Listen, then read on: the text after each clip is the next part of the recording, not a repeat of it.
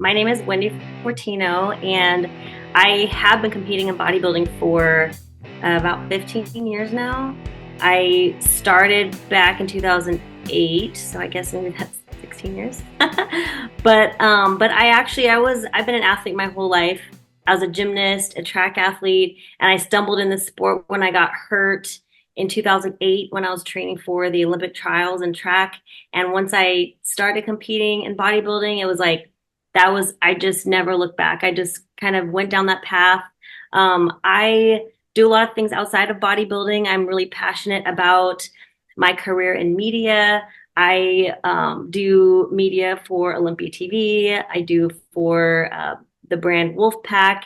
And I, just like you, I love meeting new people, making new connections, and just integrating myself in not just the fitness world and the fitness space, but beyond, because I'm very fascinated by, people and people's journeys in general. I think everybody has a story to tell, and I kind of have made it my mission to, discover people and find what makes people tick. That's just for me something that really fascinates me. And anybody who follows me can probably tell based off the content that I post and the way that I, share my thoughts and stuff like that, that I am definitely like a deep thinker, and I love to like dissect deeply into people's thoughts and feelings and, dreams and desires. So I guess, in a nutshell, that's me. The Olympic trials, is that Yeah. something that you thought that was going to be, like this has been a goal for me for a long time, and this is kind of where I think my life is headed? Or, what was that period of time for you like? And what was it like to then switch gears? That's a good question. Track was my life. I mean, I went to a D2 college because I put myself through college, and I was had very humble beginnings.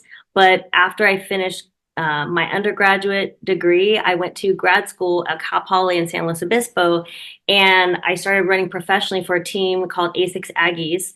And so we were sponsored by A6, and I was training under the direction of Joe.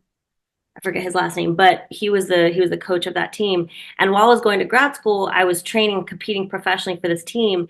And I was, pursuing my dreams of track and field. Like track was the 800 meter and the 1500 meter were like, it was literally my life. I mean, everything revolved around my training schedule, my eating schedule, my just recovery schedule. I mean, I never really imagined a life outside of track. It was just my whole world.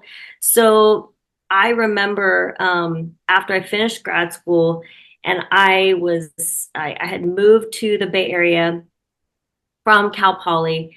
That's another story why I ended up there. But while I was there, I was like by myself a lot training, like, but I had a lot of self motivation. I was very self driven.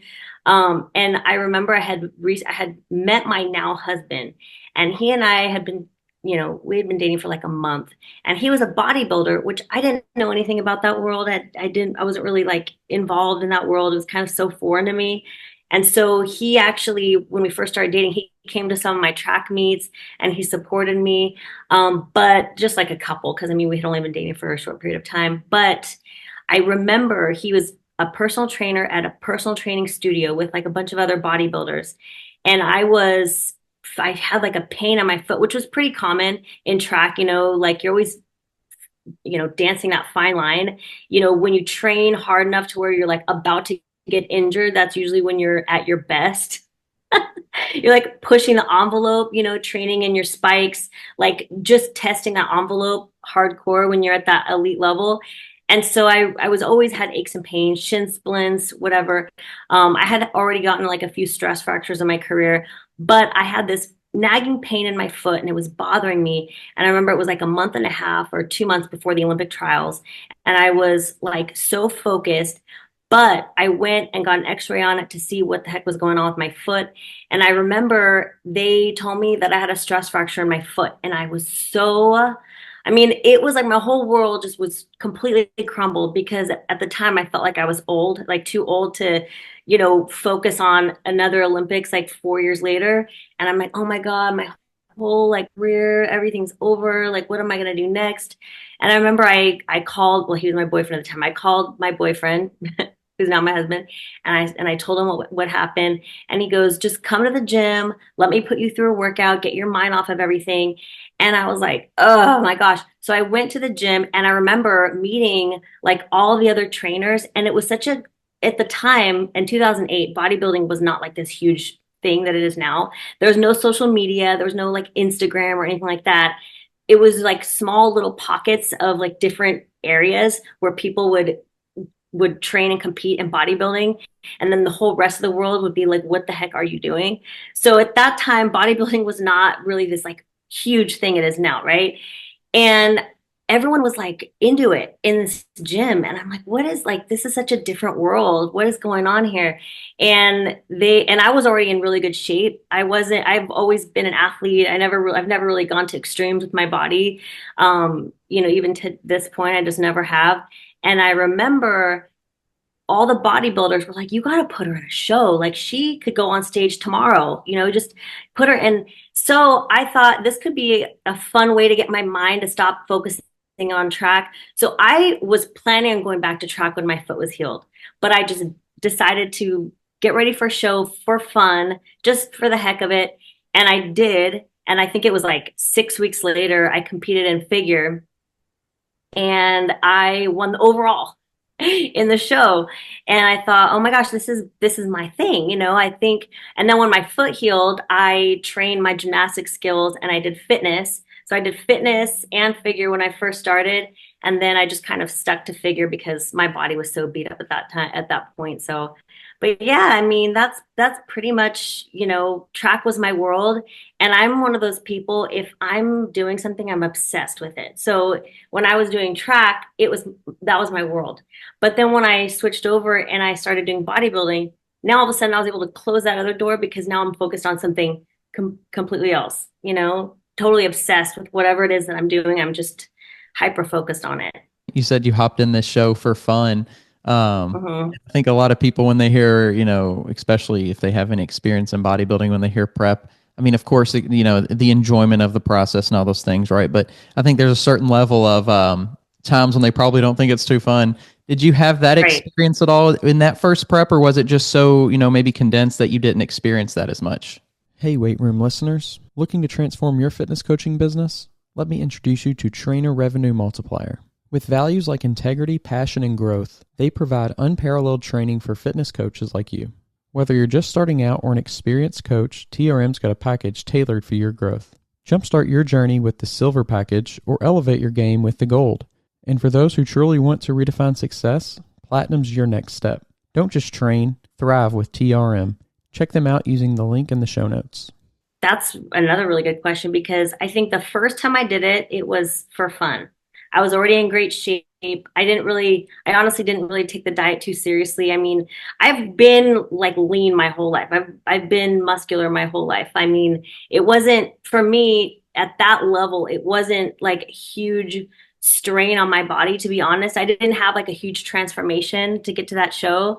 It wasn't, like a lot of people, they go through a huge transformation and they kill and struggle and all this kind of stuff. I didn't experience any of that from my first show. At that level, I was able to win, what I did. However, after I won and all of a sudden, eyes were on me and people like, oh my gosh, she's good. That's when it started to, like, I battled with like it being fun and like the pressure. And I think any athlete or anyone, it doesn't have to be sports, but where you really start to find that mental struggle is when you discover that you've found your gift, you found your talent, you found something that you realize that if you pursue this, you might be really good at it. That's when the pressure really starts to come on, when you don't know if you're going to be good at something, you don't really know if it's going to be a passion of yours. You don't really know. There's not like all this pressure, and you're able to kind of disconnect that like stress and that feeling of strain from whatever it is that you're doing. But once you discover, oh my gosh, this is what I'm going to focus on. Because I was always somebody who would get super nervous when I would step on the track and do a race. I get very nervous. I have, anxiety. I get all of that, right? But when I'm not doing something seriously, like I think, oh, I'm just doing this, but then after I realized I think this is going to be something I'm going to pursue, that's when I definitely started putting pressure on myself. I would sabotage myself. I've gone through all of that. I mean, I've in over the 15 years I've competed, I feel like I've had my fair share of self-sabotage, anxiety, fears, like all of that. It becomes very real when you're pursuing a real passion, So I wouldn't say by any means that I'm like one of those people that like goes and just does it all for fun. I mean, that changed once I took it seriously, that definitely changed. So that self-sabotage, is that something that you ever is it something that it's like, I don't want to feel this pressure, so let me kind of like do whatever that is, and then maybe that takes some of the pressure off me, some of the expectations. Like, where do you think that that comes from, and then how do you grow and learn from that, and then like keep that from maybe that exact specific thing from popping up again?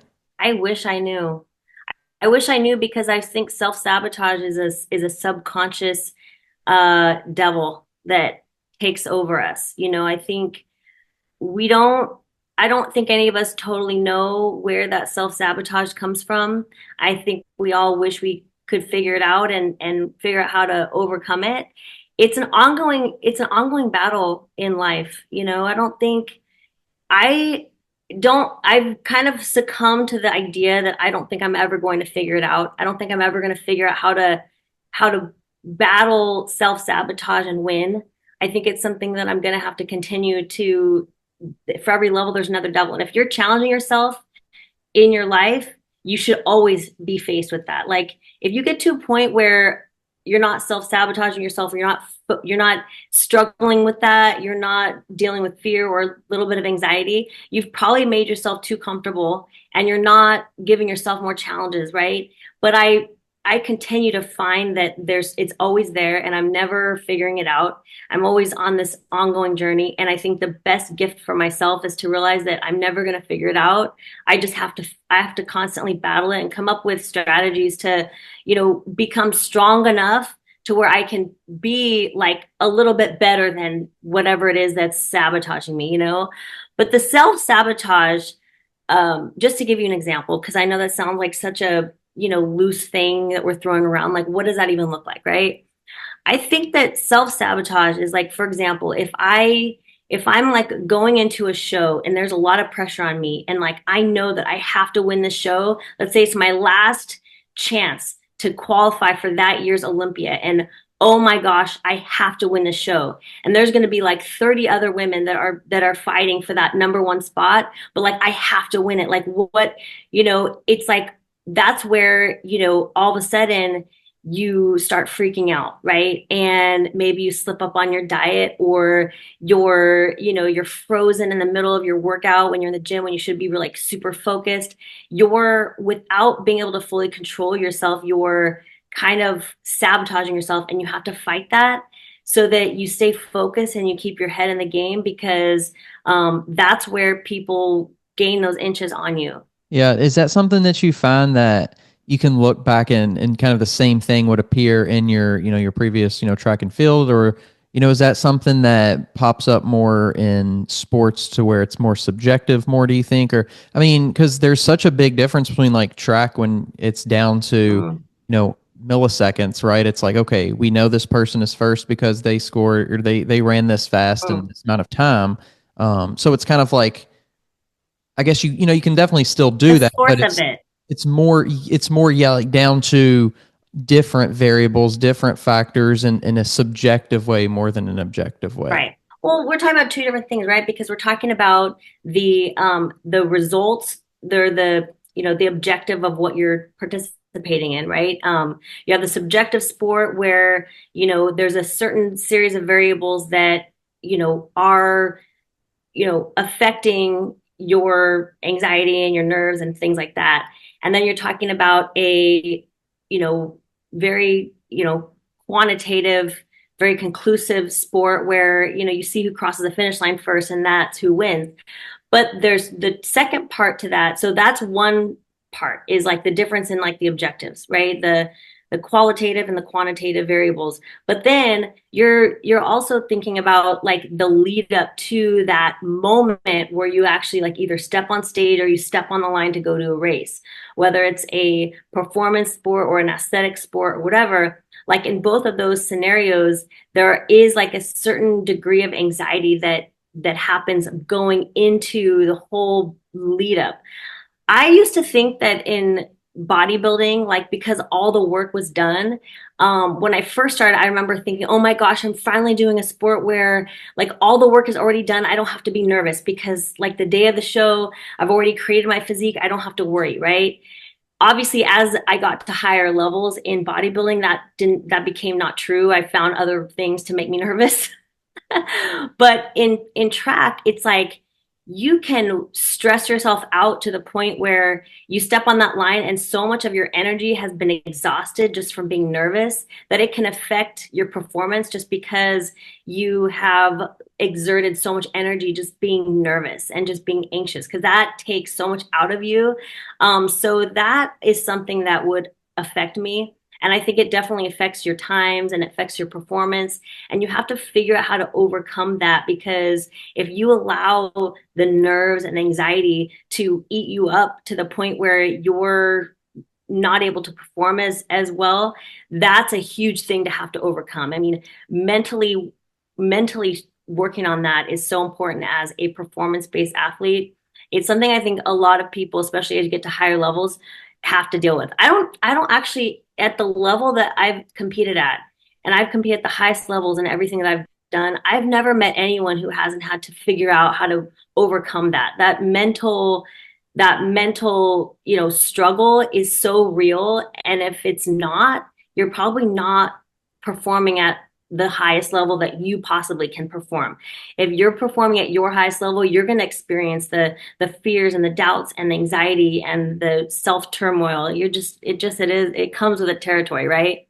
Um, Now the same goes true for a high level of bodybuilding, because you could have done all the work and then at the very end you get so nervous and so anxious, and then your body, your cortisol levels go up and you hang on to water and you have a little film on your body, and at that level those little tiny details can be the difference between first and fifth or whatever. But at like a lower level competition, like a local level bodybuilding show, those little details may not be as important. Like you could be really, really nervous and still like kill the whole field. But when you're dealing with like a concentration of really elite athletes, a little bit of water here, a little bit of like anxiety induced, stress on the body here, those things can affect the physique, can affect the way that you look, and it can affect your result. How much of the whole thing did you really have a grasp on after that first show? I think people think, oh, they won the show. They're great bodybuilders. I There know. must be knowing stuff and doing stuff. But like for you, what level did you feel like, getting into it at that point that you kind of had like what I guess like a 1 to 10, let's just say, of a Yeah. grasp on the sport of bodybuilding, not from a necessarily like doing it wise and like having it, but at least knowing it. Like at what point or what level do you feel like you were after that first show? I was lucky in that I was able to be very humbled at that level, even though I did really, really well, because my husband, he was an amazing coach. And then also, one of my good friends who owned the gym that he trained out of, Ray Artie, he was like one of the only pros in the area. And then both of them were coached by Hani Rambod, who was my husband's best friend, and he owns Evogen, So I was surrounded by this elite group of bodybuilders who I would say they kept me in my place. I didn't have like this over the top feeling of how, that I was like amazing. I felt very, very humble, very, grounded. I felt like I had a lot to learn. I felt like I found something that I was going to be good at, but I definitely felt like I had a lot to learn, and did not think I knew near enough to, to where I wanted to be. Like I was like, okay, I found something that I really want to be top level at now. Okay, I think I could really take this all the way. But I knew I had a long way to go and I knew I had a lot to learn. So yeah, I mean, I stayed pretty grounded early on just because of the circle that I was surrounded by. I know a lot of you are coaches and trainers. Ever feel like your fitness coaching business could achieve more? That's where Trainer Revenue Multiplier comes in.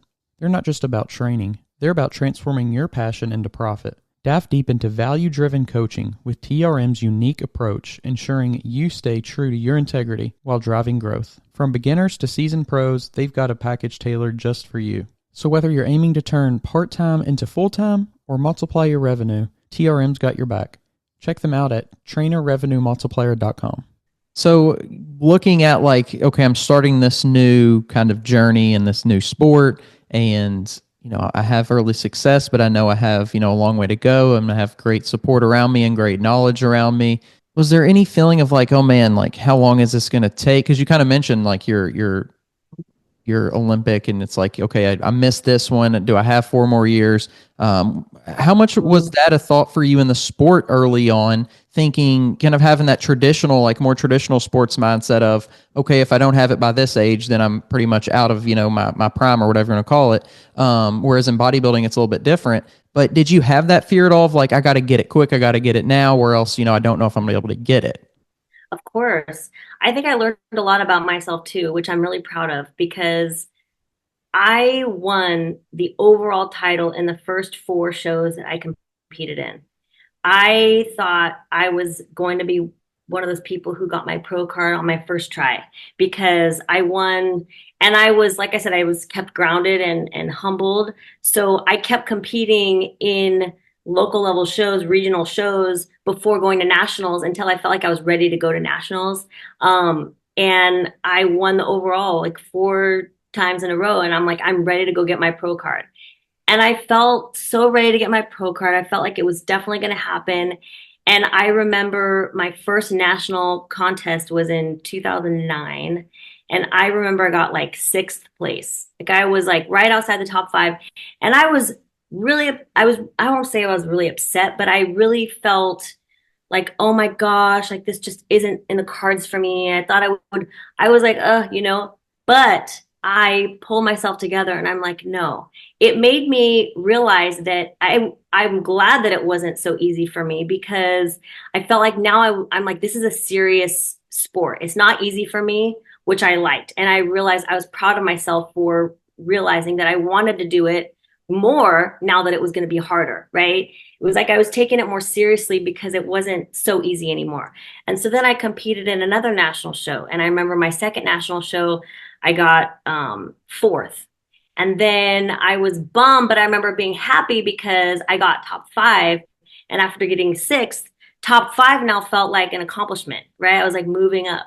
And then I did another national show and I got 2nd. At the time, you had to win the overall. Now you get your pro card if you get top 2. But I took 2nd and I was like, I was really happy about that too because I felt like it was a step up. And then I competed again and I remember I dropped to 4th place in 2011 at the NPC at the time it was Team Universe. I got 4th place and I was so bummed out. It was all the way on the East Coast and I was like, that's it. I think I'm done. I don't think I'm gonna, And then I don't know, the USA Championships was 3 weeks later, right? And I remember thinking, you know what? Like I have more in me. I can do this. I can do this. So I kept myself going. And 3 weeks later, I went to the NPC USA Championships and I won my pro card by winning my class. And I was in the A class, I was in the short class. Then I went and I won the overall. So it took me 5 tries. But when I finally won my pro card, I won it the whole entire show. So that showed me that, the fact that it took me so long to win my pro card, it made it feel so much more. I appreciated it so much more. I ascribed so much more value to that accomplishment. And I was so happy and I was proud of myself that made me stronger, made me feel like I could do anything now. I'm like, if whatever. And then that was like that's been the theme of my journey. Like every time I get knocked down, it's like you become, there's like this little tiny twinge in you that just becomes a little stronger. And you have to prove to yourself every time that happens, you have to prove to yourself that you're the kind of person who gets yourself back up and you do what you need to do to make it happen. And that happens. I mean, if you talk to anybody who's won like a big competition, I mean, you see the wins, but you don't see like all of the losses that happen, which is significantly more than whatever wins you see somebody achieve. The losses are so much more, and those are the pieces of the puzzle that make that person so much stronger. For me, that's what made me stronger, and I'm proud that I was the person who didn't quit, that it made me stronger, made me want to keep going. And you don't know that until you enter that phase, right? Till you enter that part of your journey where you have to dig deep. Like before going through all of that struggle, you may be like, gosh, like I don't think I'm somebody who would be able to keep going if I got knocked down like that. Like I would probably quit. You don't know. You don't know until you actually get knocked down and you see what you're really made of.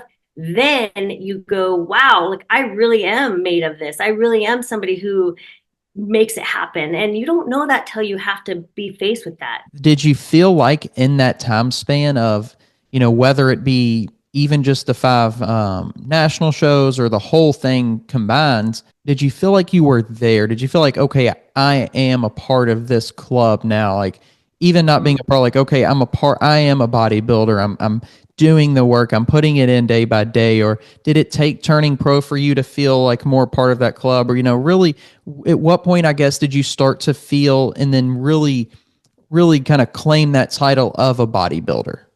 Well, when I first started competing, there were not very many pros. I mean, it was really hard to get your pro card.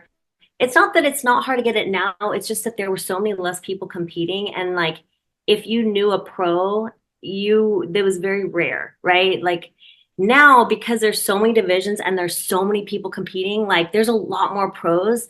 And now, there's a lot of people that get their pro card at Masters, Nationals, and like there's a lot of pro cards given away now, so a lot of people are pro.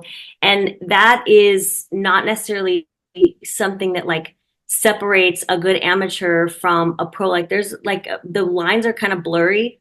But when I first started competing, there was a huge difference between a pro and an amateur. Like when you were a pro, that was like a huge deal.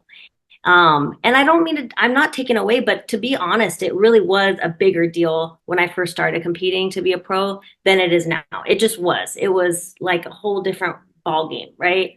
The only divisions that there even was men's and women's bodybuilding, women's fitness, and women's figure.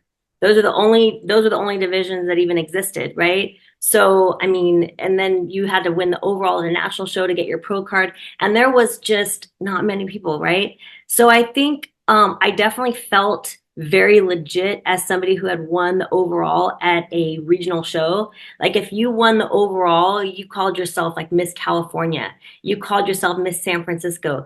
You would be giving awards away at contests and be announced like you were famous as a local level overall winner, right? And it's just different now, like if you go to a local level show now, there's like, I mean, some shows there's like only like 5 girls total competing in the figure division. When I was competing, that was the only division that any female could compete in unless she was a bodybuilder, right? So it was like the classes were stacked. There were so many people competing in women's figure. It was like, think of all the girls now that are like in wellness and bikini and figure and physique. All of those girls were competing all in the division I was competing in. It was one division, right? That everybody was. So it was a different time. You know what I mean? I felt definitely part of the club, like right out of the gate, right after I won my first overall, it was like, wow, like I felt like, okay, like being a good local level amateur was like a big deal. So, I felt a part of it right out of the gate. What kind of feeling too about, talking about the feeling of being a bodybuilder in that era, because it really was a different era. Yeah, it was. How much of that was like more, gosh, what's the best word? Kind of like grunge in a way, like underground, kind of like Mm, you're this thing that's not super, popular. I mean, obviously there wasn't really that much social media, but especially like Instagram, where yeah. it's so big on Instagram, and it wasn't this cool Mhm. thing to do and show off. I mean, how much of a, even just looking at it from like people around you, when you go from track and field that's more traditional, to something Yeah. like bodybuilding that's just like way in left field for most people, how did that affect like the way that, not necessarily in a bad way per se, but just the way that people like Yeah. interacted with you kind of? So I would go to the gym and a female who was like fit and muscular. It's like in 2008 when I would go into the gym, it was like, okay, what do you do? Like not like people didn't know about bodybuilding. Like it was people knew I was doing something, but they didn't automatically assume bodybuilding. They thought, you know, that I did some type of sport or they know I did something, but people couldn't figure it out. It's like she's doing something. She's training for something, but what is it? So I had a lot of people come up to me in the gym and ask me what the heck I was doing, you know?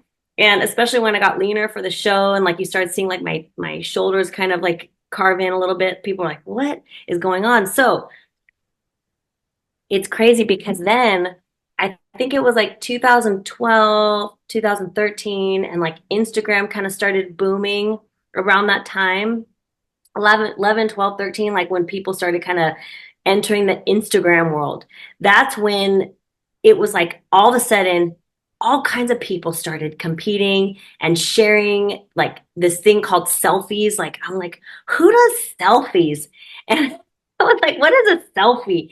But, but it was like this crazy period where all of a sudden it was this big boom of people like sharing their physiques, sharing like muscular women, and then a lot more people were competing. Now, I remember going to the gym, it was like, I don't know. It was right around when I got my pro card. And people started asking me, oh my God, do you compete?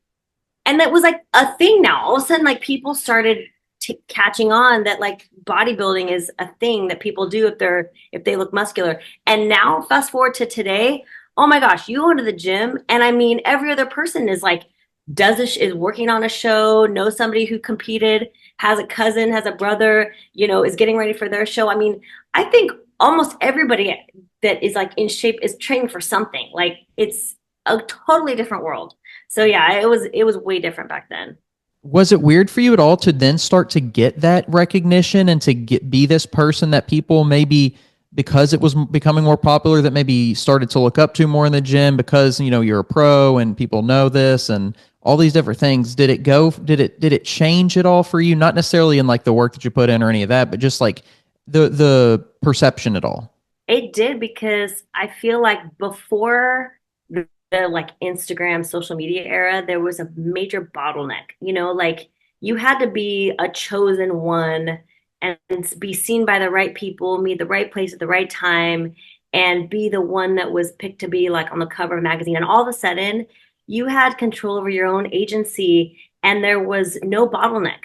All of a sudden, you could create your own platform, you could create your own success, and people would gravitate to you on their own will. And it was like this crazy awesome era where there was like free will to share, to follow, to post, to create your own persona, not have it be dictated or controlled by a bottleneck trying to control you.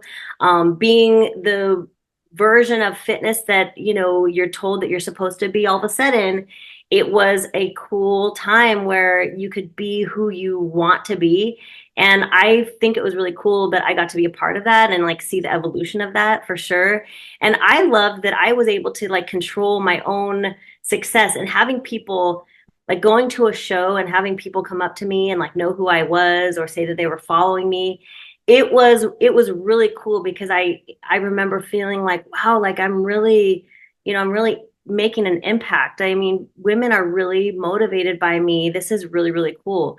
It was a really cool, and it was different too than it is now because there weren't, when I first started Instagram, there weren't as many people, as many women doing what I was doing. So I do feel like I was probably more well known just because there wasn't so many different people. there was a little bit of a bottleneck in that sense, I guess, you know, and that there wasn't a lot of people, there weren't a lot of women doing what I was doing. But I embrace that fact that there are so many now, and I don't need to be the only one. I love that there are so many women that are doing what I'm doing now and that are inspiring other women. It's like this cool like thing that I feel like I was a part of, and I helped kind of bloom this flower that's now been bloomed, and there's so many, and it's a really cool thing. And you do not have to look or be the way that anybody tells you, because there's a look and there's a vibe and there's something that you have that's special and unique, that there's going to be a whole bunch of people that are going to love and be attracted to. It doesn't have to be that stereotypical look and feel and vibe that once was like from like the 80s and the 90s or whatever, you know, you want to call it. Now it's whatever you are is going to be unique and special, and you have to embrace it. You have to be who you are and run with it. I love the fact that I was able to kind of be a part of that evolutionary period in fitness, you know? It's so weird to hear you say that because it makes perfect sense. And I think you're in that perfect era where you could take advantage of not having it and probably imagining like, oh, I can only imagine what it would be like to have this, you know, not really even knowing like it's there out there or going to be coming, not exactly knowing it, how, you know, it's going to work and it's going to be on a phone and any of that stuff, but just thinking like, what if and kind of thing. And then it appears and you see it as this opportunity, and you see it as this opportunity to just go out there and do something unique and be yourself, because all of that which you just said is so true. But then it's so funny too, to where so much of social media now is like trends, and it's like, let me do what this other person's doing. So it's like, at what point did we switch from, you know, going and being ourselves and having this platform that allows us to do that, where it used to be we had to like fit in order to get certain opportunities, to now we're given the opportunity, but now it's like we're choosing to go back in that direction of just being like everyone else and doing the trend instead of doing what we want to do and doing it how we want to do it. I think our minds are going to be as creative as we challenge them to be. And here's an example. Okay, you think of video games now versus video games or even pre-video game era, right?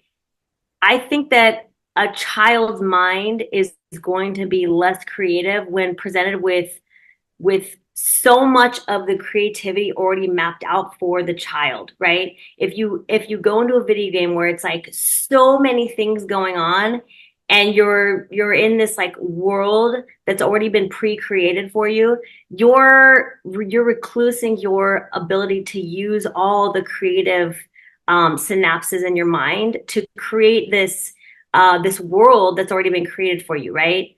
And I think that that's kind of what has happened with the modern era when it comes to, you know, social media and like what people are sharing. I think any the pioneers and the trailblazers of anything that you look at, they're the ones that have to be the most creative, right? Because they're creating things that have never been done, right? I was a part of that era. I was creating things.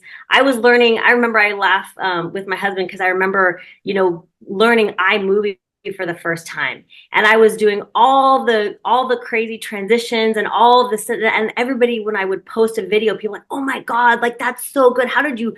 And I felt so cool because I was doing these high-tech videos on iMovie that like nobody else could do, and I was forcing that creative, you know, part of my mind to have to create things that had never been done before, right?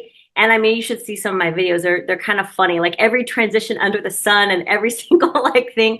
But I think that you have to be creative when things have not been laid out for you. But that is the double-edged sword with now, because we see what has been successful. We see what has worked and what works. And of course, naturally, if you're smart, you're gonna wanna, you know, piggyback off of some of that because it's tried and true, and you're gonna probably do well if you follow the same exact path, right?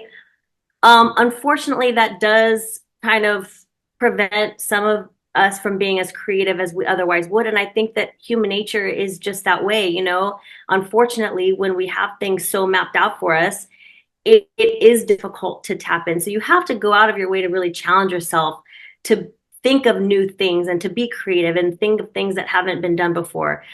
It is a little tricky now because there is so much content out there. There are so many people that have paved the way at this point in any given field, any given thing that you could possibly think of. So becoming creative in this day and age is very tricky.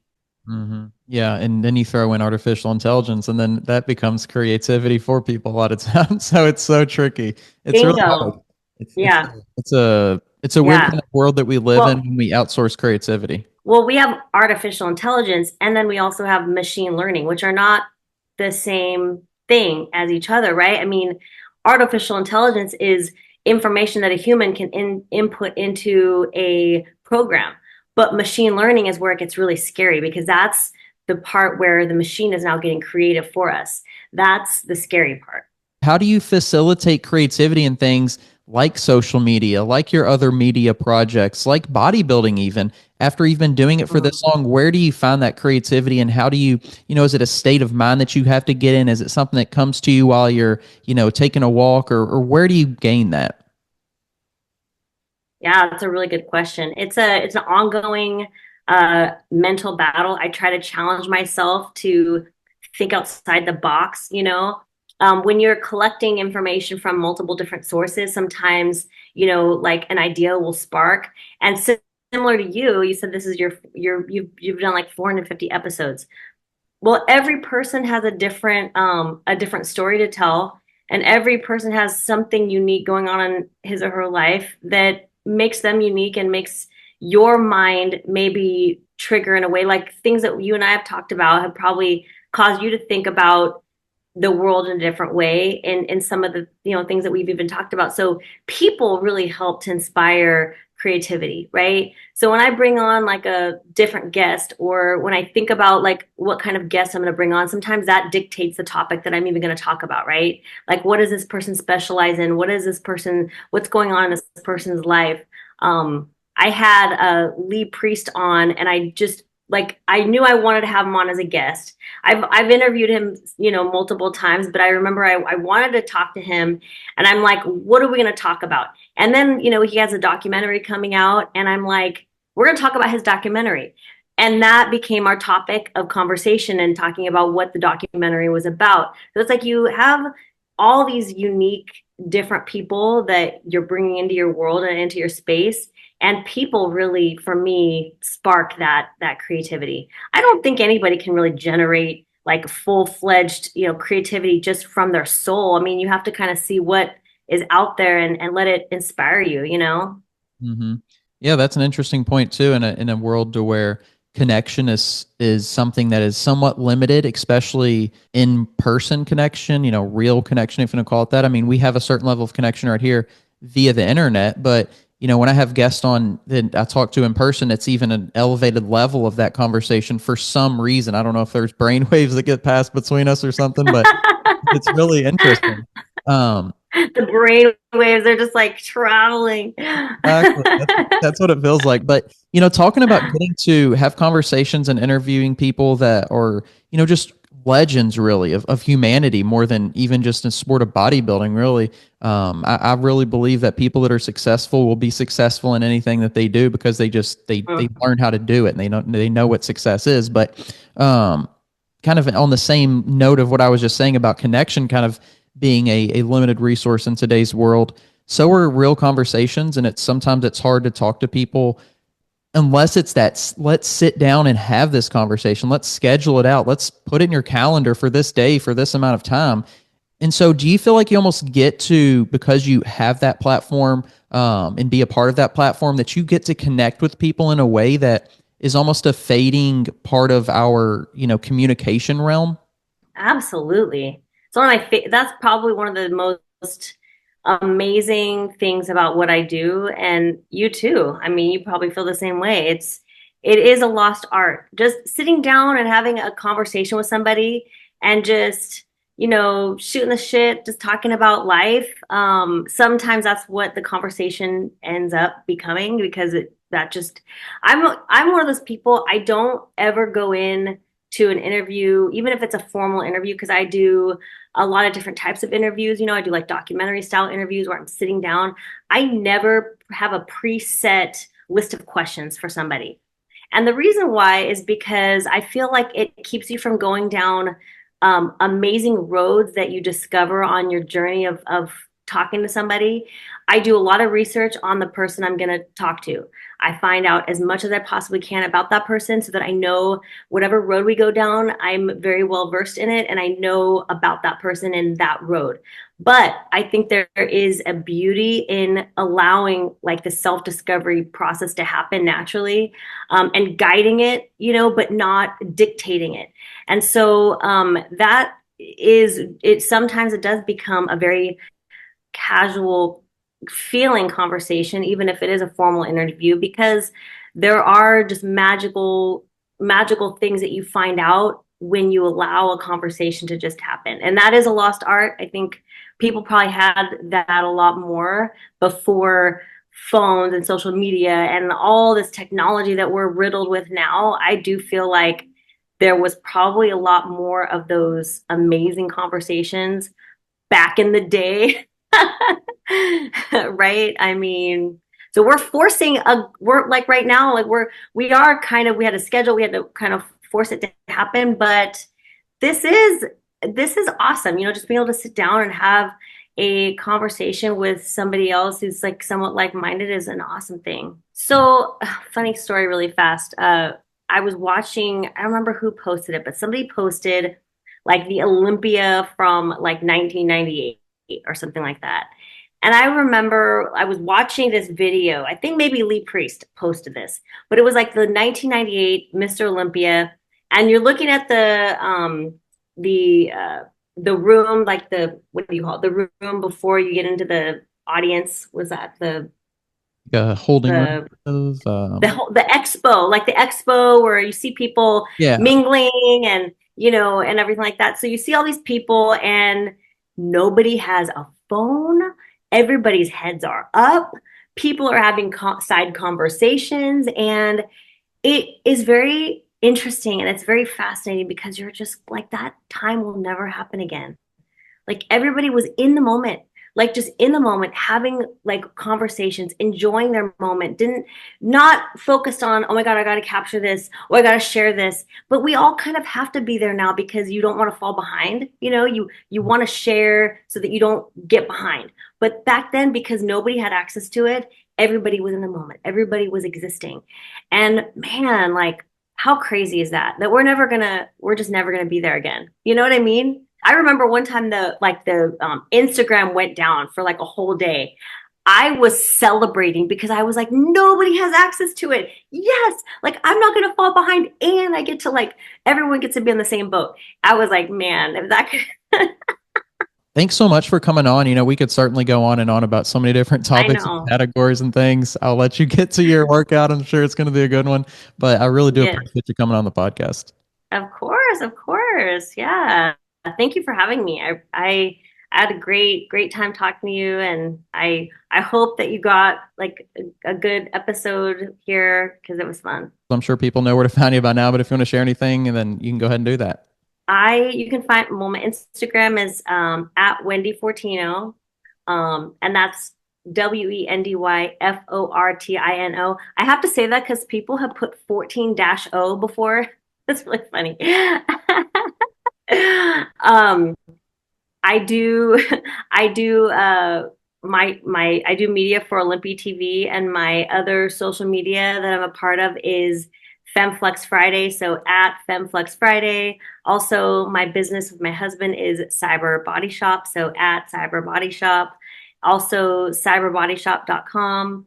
And also I do media for Wolfpack. So if you go to Wolfpack, spelled with a K.com, you can find you can find any bag that you want, you can think of, dream of, you'll find it there. But then also the YouTube channel at wolfpack.official is I do all the media on the YouTube channel there. So yeah, they're in a nutshell, that's pretty much it.